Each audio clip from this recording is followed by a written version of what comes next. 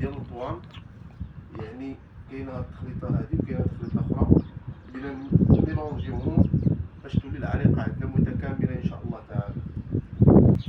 هانتوما الخبز، هانتوما الخبز كيف ما لاحظتوا معايا راه كتكون من الفول، كتكون يعني من الخرطان، كتكون من الذره مقرشنه، وكتكون من الفرينه. حنا غادي نزيدو الفرينه هنا وغادي نزيدو الذره واحد النسبه واحد الكميه، لانه الكليه اللي كيدي من عندنا حنا راه كيشكر السلعه ديالنا. علاش؟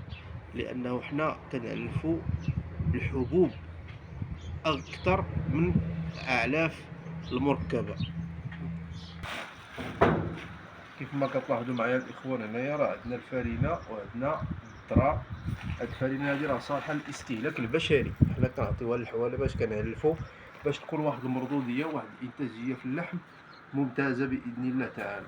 كيف ما كتعرفوا معايا هاد العام هذا يعني ما كانش الرعي، انه الغنم ما رعاتش، يعني داخله تقريبا من قبل رجب وهي البهايم مربوطه باش يكون واحد المردوديه اللي هي ان شاء الله تعالى جيده وفي المتناول.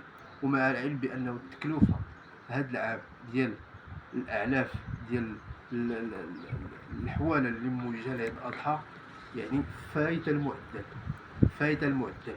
لانه كيف ما كتلاحظوا معايا وهاد الاعلاف هذه اللي حنا كنخلطوه، هاد العلاف اللي كنخلطوه راه ما كيطيحوش علينا بالسهل، لانه الكيلوغرام الواحد من الاعلاف الطاقيه راه يعني يقارب تقريبا 4 دراهم ونص حتى ل 5 دراهم. دابا الفول حنا ب 12 درهم باش شادين وتنقرشنوه ب 6 درهم الكيلوغرام. الفويليه كذلك، الفويليه 9 دراهم ونص 10 على حسب. الله المستعان الاخوان. يا الاخوان، وراه الزريعه ديال التورتو راه استهلاك البشري نتاع هادي راه حنا كنعطيوها للحوليه ياكلها. هاد الزريعه هادي اللي كيبيعوا عباد الله حنا كنعلفوا بها الحواله باش تكون ان شاء الله تعالى واحد المردوديه اللي هي كترضي الله وكترضي العباد. نطلب الله تعالى الريحه شمنا مع شي واحد الاخوان، ومرحبا بالجميع. وانتم كيف ما كتلاحظوا اطلق